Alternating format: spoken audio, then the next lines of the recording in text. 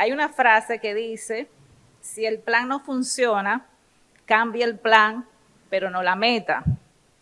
Creo que esa es una frase que se adapta mucho a lo que es la estrategia Treat to Target. ¿Por qué? Porque vemos cómo en reumatología, al pasar de los años, se han desarrollado nuevas terapias solamente con un solo fin. ¿Cuál es? Lograr un objetivo, y ese objetivo básicamente es el control de la enfermedad. Sabemos que el Treat to Target es una estrategia que es útil o es esencial para la prevención de las enfermedades cardiovasculares como la hipertensión arterial, la diabetes mellitus y la enfermedad coronaria. Esta estrategia se basa en una evidencia integral que es esencial de la medicina cardiovascular. Si vemos, no ha habido ninguna rama de la medicina que va a evaluar una sola intervención en una enfermedad dada, por ejemplo, para el control de las cifras tensionales mediante un medicamento hipotensivo, o por ejemplo para descender las cifras del colesterol LDL con estatinas. Todas estas evidencias han demostrado que lograr controlar estos objetivos es la mejor manera de obtener buenos resultados en cuanto a la disminución del riesgo cardiovascular. Estoy un poquito nerviosa, se pudieran dar cuenta. Entonces, conociendo todo esto y teniendo en cuenta todo lo que hemos aprendido a lo largo del trayecto sobre la artritis reumatoide, saber que el objetivo principal es lograr el objetivo, que es la remisión, saber que tenemos moléculas que pueden llevarnos a lograr a este objetivo, y además que existen medidas de actividad de la enfermedad que nos pueden ayudar a determinar en qué estado se encuentra el paciente para poder tener una intervención y buscar mejores resultados.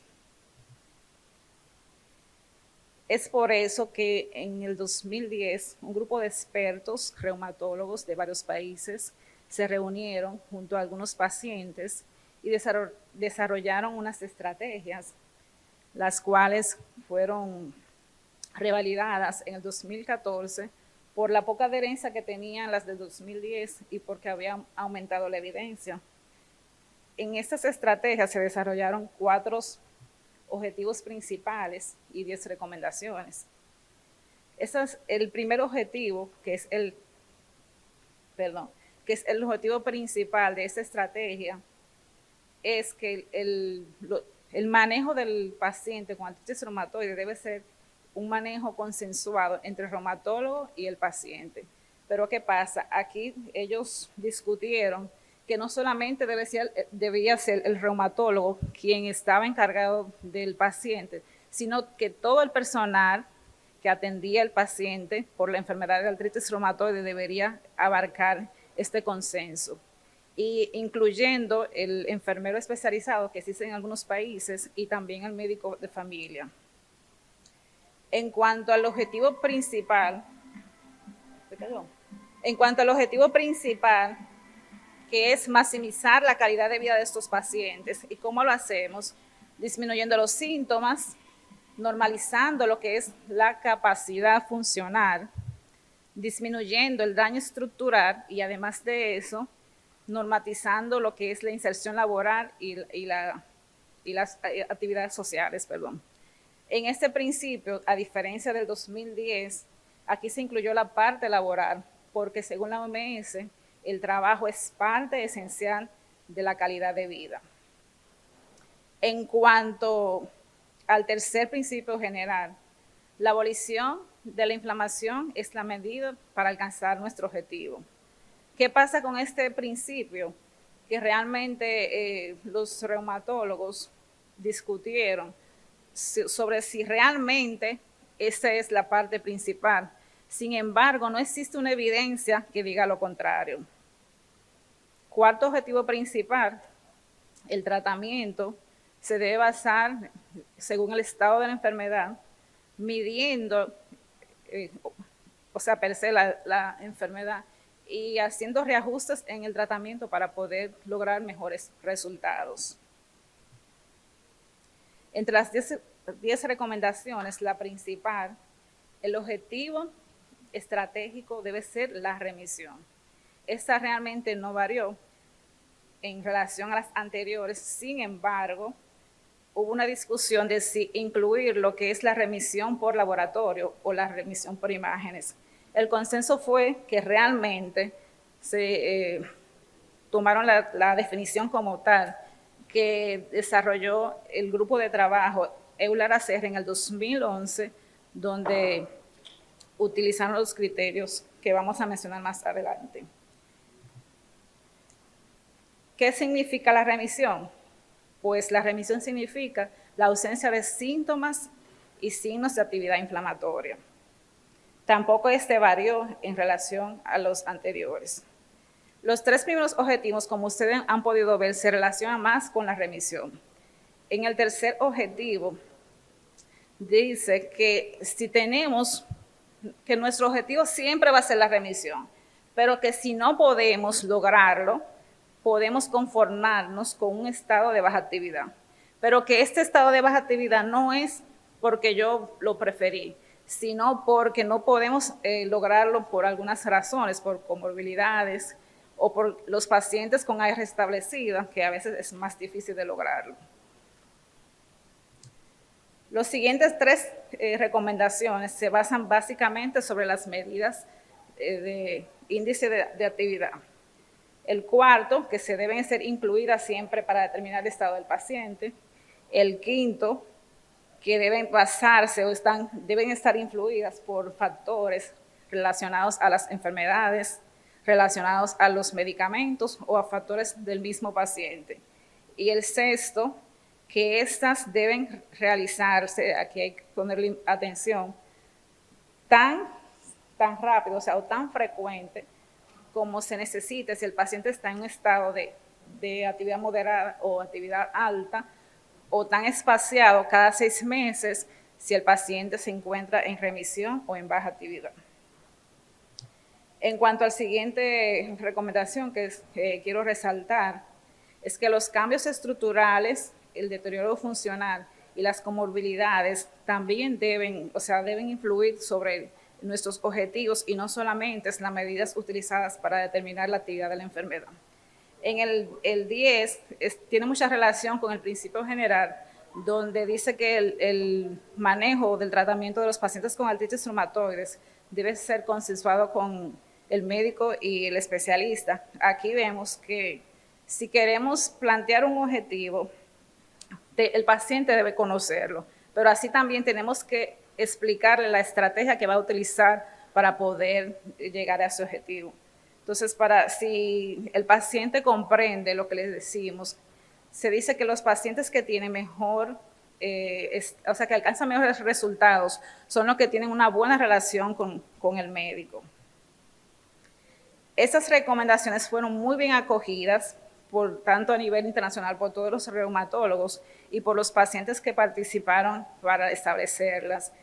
Sin embargo, también se dejó una brecha para que sean generalizadas a otros idiomas y a otras culturas. Es así que la Sociedad de Argentina, con un grupo de reumatólogos, decidieron hacer la primera adaptación en el español. En esta adaptación vimos que los pacientes tenían una disminución para comprender lo que eran las 3 primeras recomendaciones. Como ellos no entendían el concepto de lo que era la remisión, la recomendación número 2 pasó a ser la número 1, dando la explicación y luego entonces las demás recomendaciones. Hemos mencionado las medidas de actividad de la enfermedad que están mencionadas en todas las recomendaciones. Sabemos que existen las dicotómicas, que son las que expresa o mencionas, el ACR regular, que son los criterios booleanos, y las continuas, como ustedes conocen, las 28, el CDAI, el SDAI, hay otras. Las evaluaciones de la artritis reumatoide son varias, o sea, ustedes pueden medir desde la capacidad funcional, también la calidad de vida, en la progresión radiográfica, pero nos basamos en estas, básicamente en las que se utilizan para medir la actividad de la enfermedad. están las evaluaciones que reporta el mismo paciente, como el RAPI-3, el HAC, el PAS también, entre otras. Y hablando de índices de actividad, conocemos el DAS-28, que es uno de los que utilizamos más en la práctica clínica como residentes, o sea, esa fue con la que mayor relación tuve. Sin embargo, el DAS-28 tiene sus controversias porque sabemos que los pacientes que están en remisión con un DAS-28 pueden tener una inflamación residual. Incluso pueden tener hasta 6 articulaciones inflamadas estando el paciente en remisión. En este estudio que observamos, vemos que pacientes, o sea, en un estudio aleatorizado donde se unieron pacientes y esos grupos de pacientes se determinó que el DAS-28, o sea, pacientes que estaban en remisión con el DAS-28, se dividieron en los que tenían articulaciones inflamadas y los que no tenían articulaciones inflamadas. Aquellos que tenían articulaciones inflamadas que estaban en remisión, pero que tenían articulaciones inflamadas, tenían peor progresión en comparación con los pacientes que teniendo remisión, que no tenían articulaciones inflamadas. Así también, estos resultados fueron comparables a los pacientes que estaban en remisión, que no tenían articulaciones inflamadas, eran comparables a los pacientes que tenían en remisión tanto por SEDAI y SDAI. También se habla mucho del aporte o no de lo que son las reactantes de fase aguda a las medidas de índice de actividad. Y sabemos que los pacientes para ser incluidos en los ensayos clínicos tienen, si están, o sea, para entrar como como criterio de entrada, deben tener al menos unas reactantes de fase aguda positiva. O sea, los pacientes que tienen reactantes de fase aguda negativa generalmente no son incluidos en estos ensayos. Por eso, en un estudio observacional que fue extraído de la Corte de Corona de la base de datos de Estados Unidos, se tomaron 9.135 pacientes, se les trajo tanto la BCG como la proteína C reactiva, y además de eso se le tomó un DAS-28 que debía estar en remisión. Esos pacientes que estaban en remisión y que tenían que el DAS-28 debe estar en actividad. Esos pacientes que tenían actividad de la enfermedad, pero que tenían tanto PCR negativo como PCR como eritrosedimentación negativa, eran la mayoría de los pacientes, o sea, más del 58% en todos los pacientes y más del 53% en los pacientes que terminaron el estudio eran negativos, tanto para proteína C reactiva y para eritrosedimentación. Y solo el resto de los pacientes, por ejemplo, un 26%, tenían menos una de las dos reactantes de fase agudas elevada. Un mínimo por ciento tenía entonces las dos reactantes de fase aguda elevada. Los resultados de este estudio nos dicen que los pacientes que tienen reactantes de fase agudas negativa tienen mejor resultados en cuanto al HAC y en cuanto al SEDAI. Y estos componentes también del SEDAI, o sea, componentes por separados, también tienen el mismo comportamiento. Los pacientes con estas reactantes de fase aguda negativas, con ambas, tienen mejor comportamiento que los pacientes que tenían una o dos, y eso empeoraba, depende del aumento de las reactantes de fase aguda.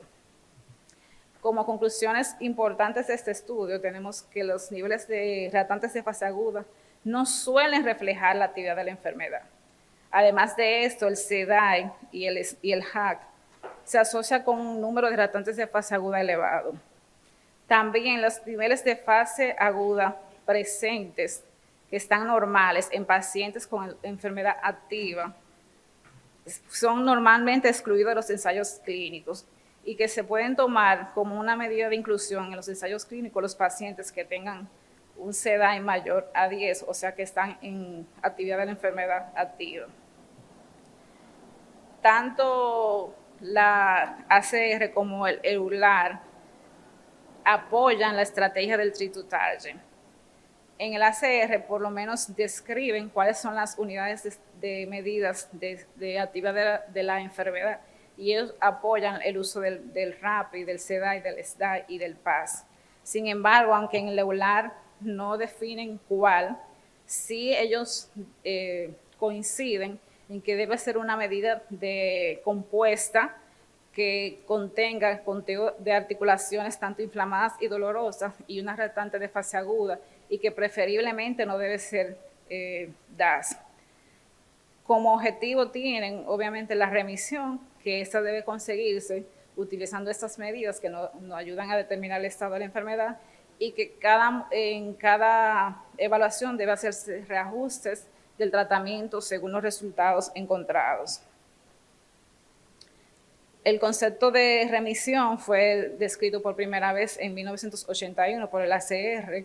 Sin embargo, en el 2011 se reunieron grupos de trabajo, tanto EULAR como el ACR, y describieron estos criterios, donde define que la remisión debe ser estricta, basada en la ausencia de la enfermedad y no en una actividad muy baja.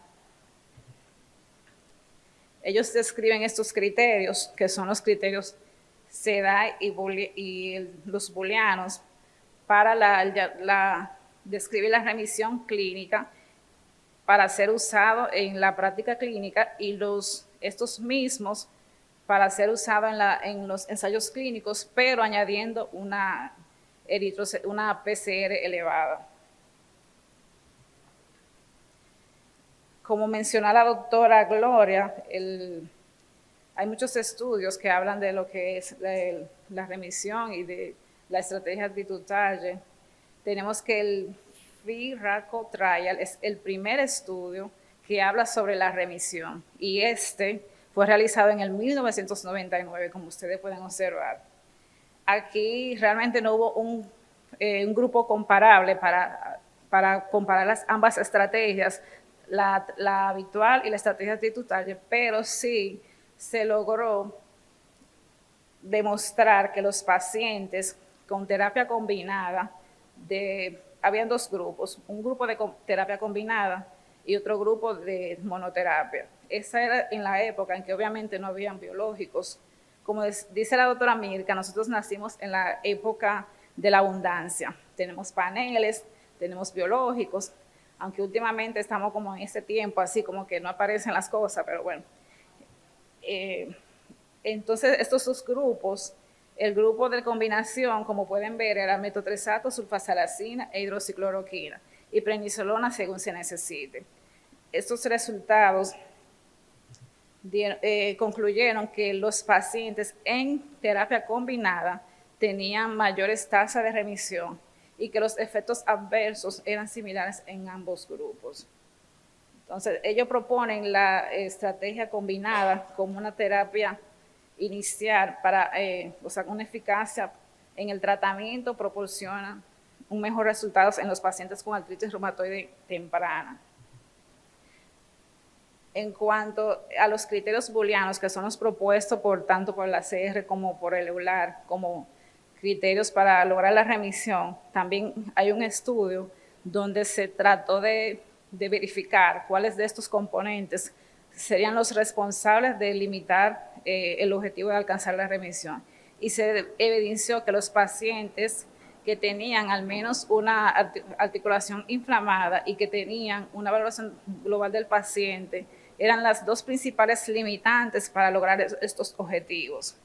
Pero además compararon la inflamación a nivel de las imágenes, tanto por sonografía y por resonancia magnética, y se vio que estos pacientes tenían comportamientos similares, o sea que no hubo grandes diferencias entre los pacientes. Se vio más diferencia en los pacientes que tenían articulaciones inflamadas, donde había alteración en la escala de grises en la ultrasonografía. Estos mismos pacientes que tenían una alteración en la valoración global del paciente y tenían articulaciones dolorosas, tenían mayor tendencia al utilizar terapias biológicas. Entonces nos hacemos las preguntas, por ejemplo, la estrategia funciona aquí en República Dominicana, la utilizamos. ¿Qué tanto porcentaje utiliza esta estrategia? ¿O los pacientes las aceptan?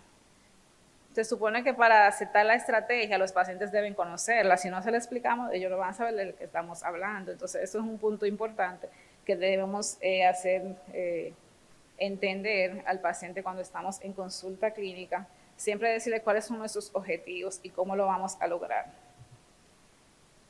El primer estudio que habló sobre la estrategia tributaria, sobre estos beneficios, es el TICORA, y este es el ejemplo más claro de cómo funciona esta estrategia. En este estudio, los pacientes, una cohorte de pacientes se dividieron en dos grupos, un grupo para la atención habitual y un grupo para la atención estricta, pero tenemos aquí a hacer relevante que tampoco era en la época de las terapias biológicas y que estos pacientes tenían un tratamiento más que todo combinado, que deberían hacerse reajustes cada mes hasta lograr la remisión en el grupo de pacientes combinados, y en el grupo de atención habitual no hubo un objetivo planteado, sino que el reumatólogo podría hacerlo según sus criterios. Entonces se evidenció que los pacientes a lo largo del estudio, los pacientes con un manejo estricto tuvieron mejores resultados en cuanto a la progresión radiográfica y lograron mayor porcentaje de remisión. Podemos ver que unos resultados de 64% del control estricto versus 16% del control habitual.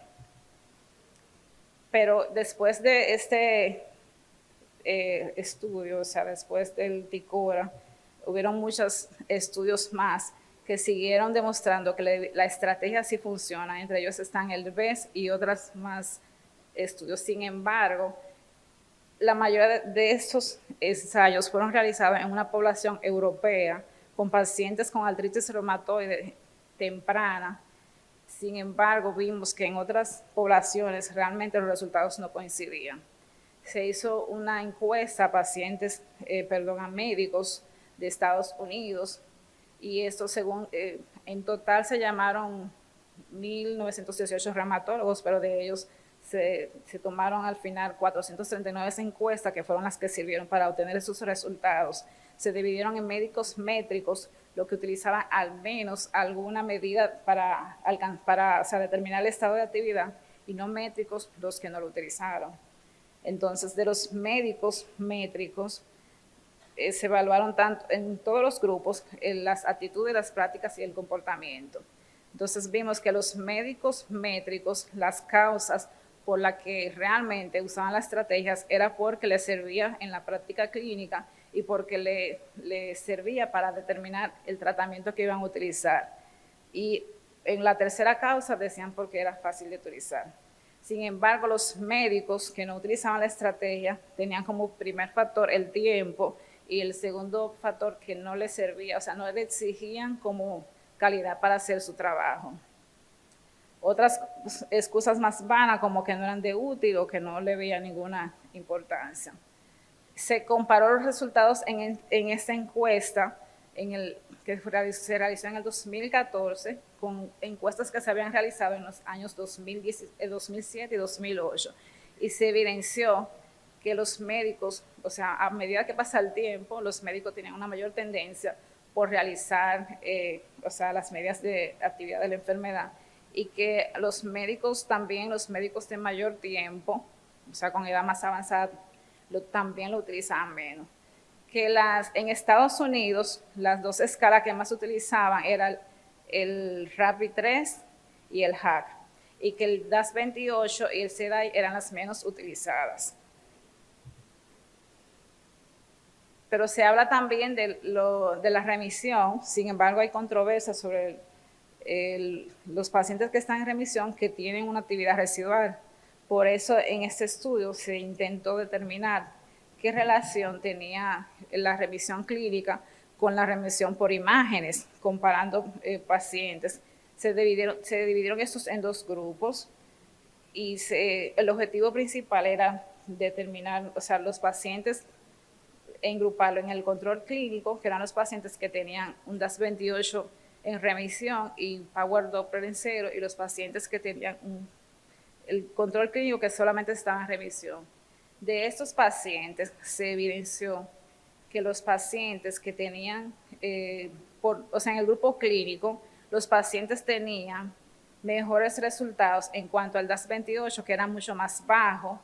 El número de conteo articular también era más bajo en los pacientes del grupo de sonografía.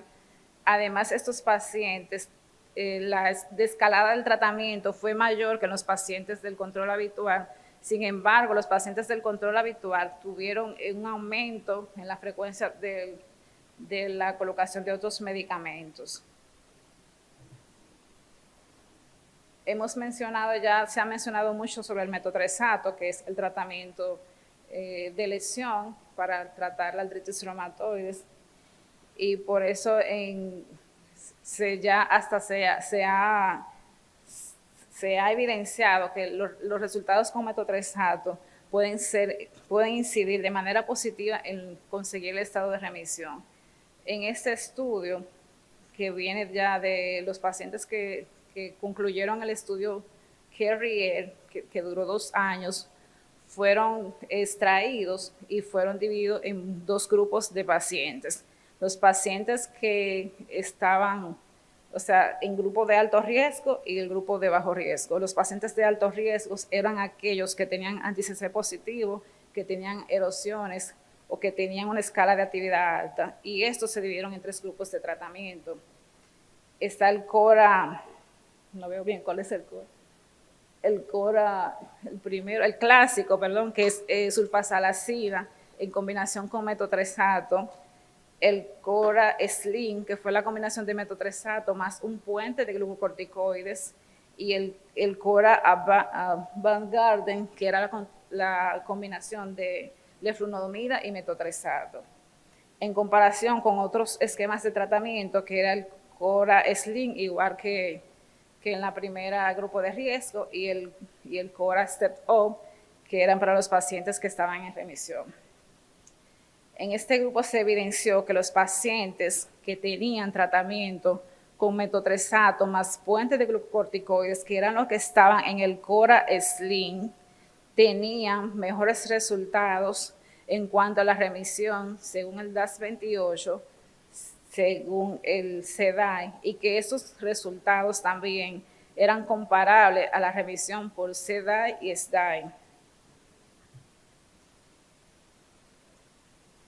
Vimos ahorita la encuesta que se le realizó a los médicos de Estados Unidos, pero aquí queremos demostrar cómo la estrategia, el treat to target, puede ser comparada al tratamiento habitual en los Estados Unidos. O sea, ¿cuáles son los resultados?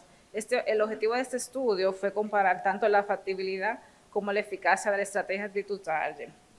Estos pacientes, sabemos que en estos pacientes no tienen las características de los pacientes de Europa. Estos fueron pacientes con artritis reumatoide, que se agruparon en 2 grupos, y que en el grupo de resultado, estoy un poquito aquí confundido. Estos pacientes se agruparon en 2 grupos, la estrategia treat to target y en comparación con la atención habitual.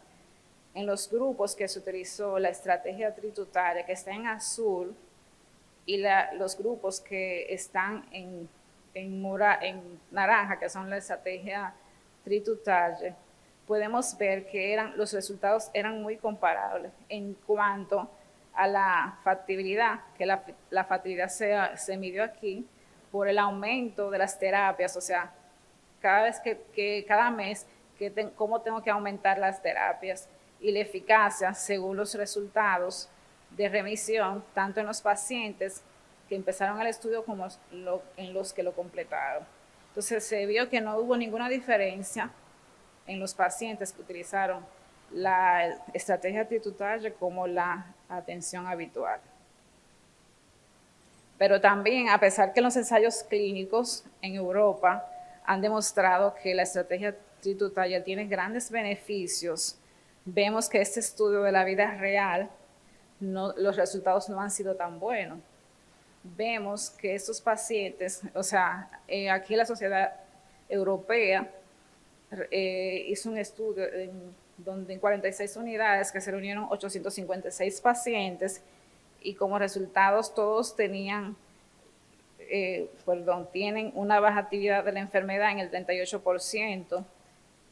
Los pacientes, al menos, los médicos que usaban la puntuación CDAI o SDAI eran un 61% y el seguimiento de las citas cada 4 semanas solamente fue un 4%. ¿Qué pasa aquí? Que ellos se plantearon un objetivo como muy difícil de lograr porque querer ver los pacientes cada mes es un poquito complicado. Entonces, si ellos se habían planteado por lo menos verlo cada 3 meses, entonces a lo mejor hubiesen tenido mejores resultados. Entonces, solamente para recordar, la estrategia actitudinaria es una estrategia internacional que utiliza evaluaciones de la actividad de la enfermedad, la adaptación del tratamiento, considera los factores y la interacción con el paciente para optimizar resultados de la artritis reumatoide. Hay pruebas convincentes de que esta estrategia es muy eficaz en lograr la remisión, que es fundamental para poder obtener mejores beneficios. La gente con metas triunfan porque saben a dónde van. Entonces ya ustedes saben que si tienen objetivos planteados, pueden utilizar mejores estrategias para obtener mejores resultados.